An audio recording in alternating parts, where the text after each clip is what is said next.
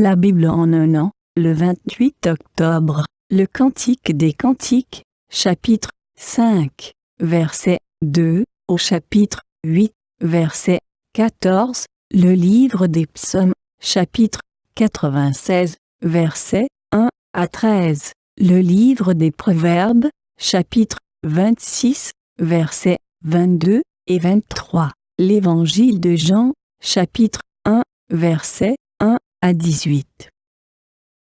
Le Cantique des Cantiques, chapitre 5. J'étais endormi, mais mon cœur veillait. C'est la voix de mon bien-aimé qui frappe. Ouvre-moi, ma sœur, mon amie, ma colombe, ma parfaite. Car ma tête est couverte de rosée, mes boucles sont pleines des gouttes de la nuit. J'ai ôté ma tunique, comment la remettrai-je? J'ai lavé mes pieds, comment les salirai-je? Mon bien-aimé a passé la main par la fenêtre, et mes entrailles se sont émues pour lui. Je me suis levé pour ouvrir à mon bien-aimé, et de mes mains a dégoûté la myrrhe, de mes doigts la myrrhe répandue sur la poignée du verrou. J'ai ouvert à mon bien-aimé, mais mon bien-aimé s'en était allé, il avait disparu. J'étais hors de moi quand il me parlait. Je l'ai cherché, et je ne l'ai point trouvé. Je l'ai appelé, et il ne m'a point répondu. Les gardes qui font la ronde dans la ville m'ont rencontré. Ils m'ont frappé, ils m'ont blessé. Ils m'ont enlevé mon voile, les gardes des murs. Je vous en conjure, filles de Jérusalem, si vous trouvez mon bien-aimé, que je lui direz-vous que je suis malade d'amour. Qu'a ton bien-aimé de plus qu'un autre, ô la plus belle des femmes? Qu'a ton bien-aimé de plus qu'un autre, pour que tu nous conjures ainsi? Mon bien-aimé est blanc et vermeil, il se distingue entre 10 000. Sa tête est de l'or pur, ses boucles sont flottantes, noires comme le corbeau. Ses yeux sont comme des colombes au bord des ruisseaux, se baignant dans le lait, reposant au sein de l'abondance. Ses joues sont comme un parterre d'aromates, une couche de plantes odorantes. Ses lèvres sont des lys, d'où découle la myrrhe. Ses mains sont des anneaux d'or, garnis de chrysolite. Son corps est de l'ivoire poli, couvert de saphir. Ses jambes sont des colonnes de marbre blanc, posées sur des bases d'or pur. Son aspect est comme le Liban, distingué comme les cèdres. Son palais n'est que douceur, et toute sa personne est pleine de charme. Tel est mon bien-aimé, tel est mon ami, fille de Jérusalem.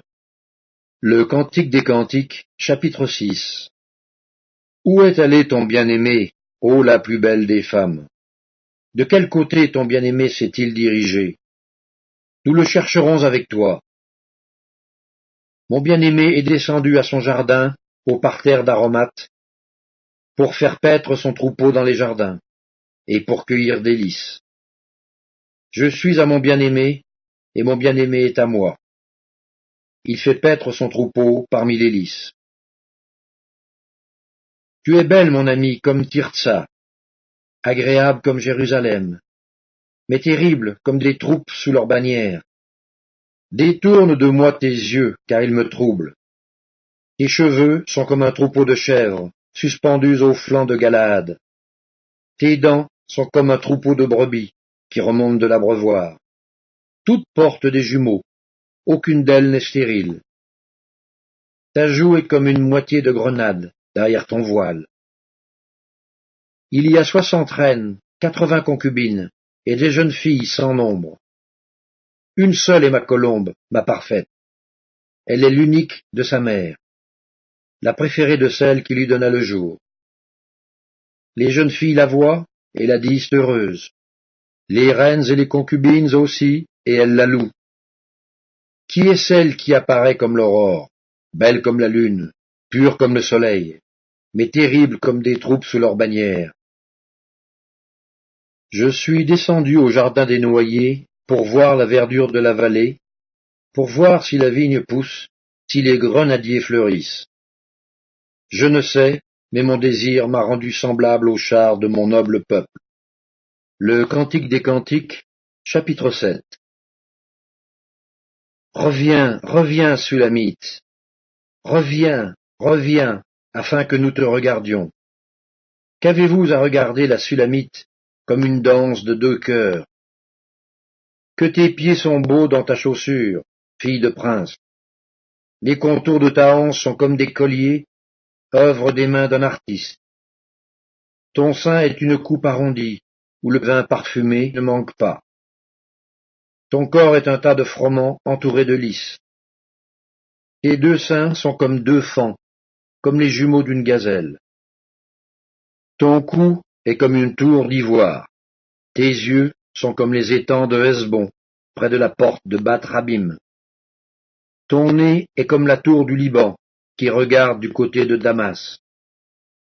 Ta tête est élevée comme le Carmel, et les cheveux de ta tête sont comme la pourpre. Un roi est enchaîné par des boucles. Que tu es belle, que tu es agréable, ô mon amour, au milieu des délices. Ta taille ressemble au palmier, et tes seins à des grappes. Je me dis, je monterai sur le palmier, j'en saisirai les rameaux. Que tes seins soient comme les grappes de la vigne, le parfum de ton souffle comme celui des pommes, et ta bouche comme un vin excellent qui coule aisément pour mon bien-aimé, et glisse sur les lèvres de ceux qui s'endorment. Je suis à mon bien-aimé, et ses désirs se portent vers moi.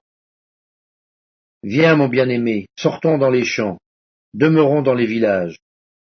Dès le matin, nous irons aux vignes, nous verrons si la vigne pousse, si la fleur s'ouvre, si les grenadiers fleurissent.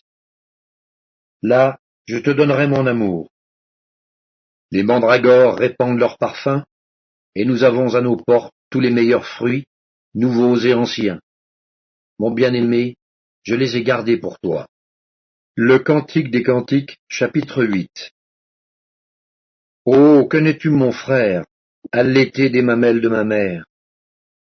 Je te rencontrerai dehors, je t'embrasserai, et l'on ne me mépriserait pas. Je veux te conduire, t'amener à la maison de ma mère. Tu me donneras tes instructions, et je te ferai boire du vin parfumé, du mou de mes grenades. Que sa main gauche soit sous ma tête, et que sa droite m'embrasse.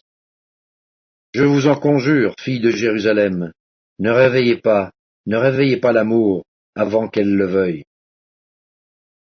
Qui est celle qui monte du désert, appuyée sur mon bien-aimé?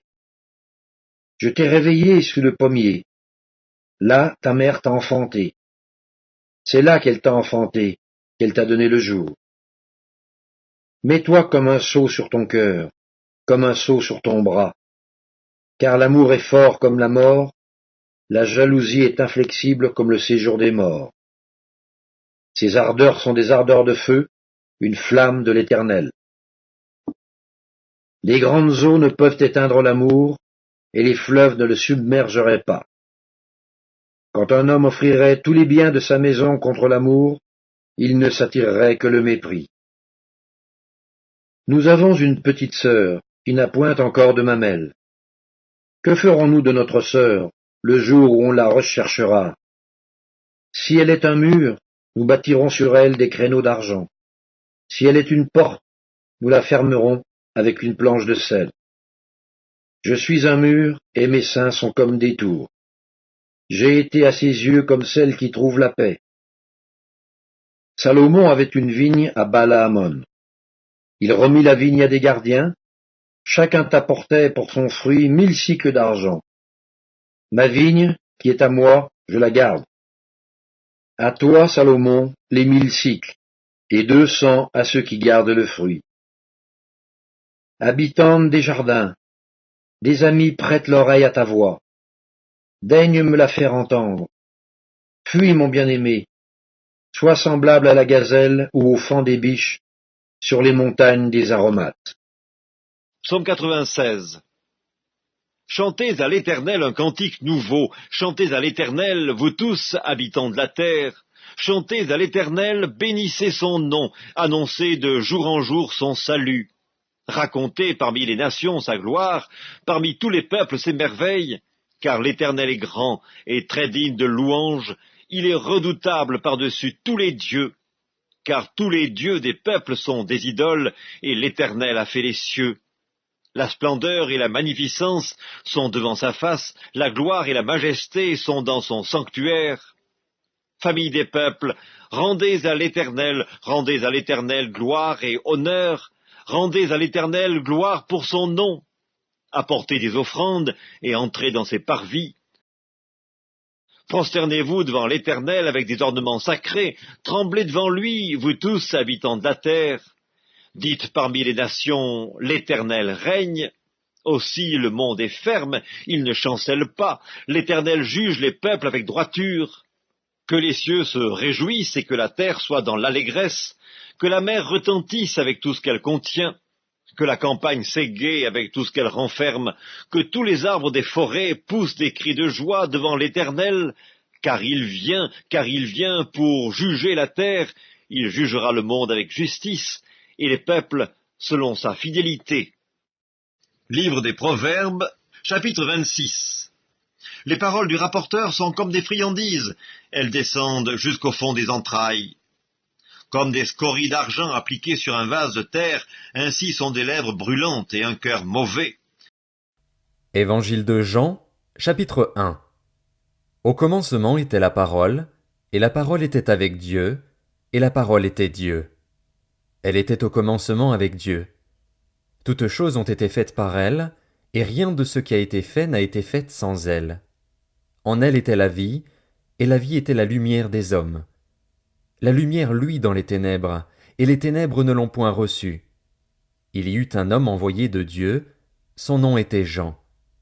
Il vint pour servir de témoin, pour rendre témoignage à la lumière, afin que tous crussent par lui. Il n'était pas la lumière, mais il parut pour rendre témoignage à la lumière. Cette lumière était la véritable lumière, qui, en venant dans le monde, éclaire tout homme. Elle était dans le monde, et le monde a été fait par elle, et le monde ne l'a point connue. Elle est venue chez les siens, et les siens ne l'ont point reçue. Mais à tous ceux qui l'ont reçue, à ceux qui croient en son nom, elle a donné le pouvoir de devenir enfants de Dieu, lesquels sont nés, non du sang, ni de la volonté de la chair, ni de la volonté de l'homme, mais de Dieu. Et la parole a été faite chair, et elle a habité parmi nous, pleine de grâce et de vérité. Et nous avons contemplé sa gloire, une gloire comme la gloire du Fils unique venu du Père.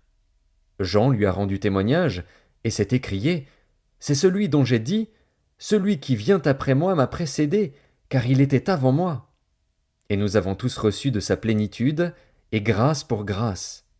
Car la loi a été donnée par Moïse, la grâce et la vérité sont venues par Jésus-Christ.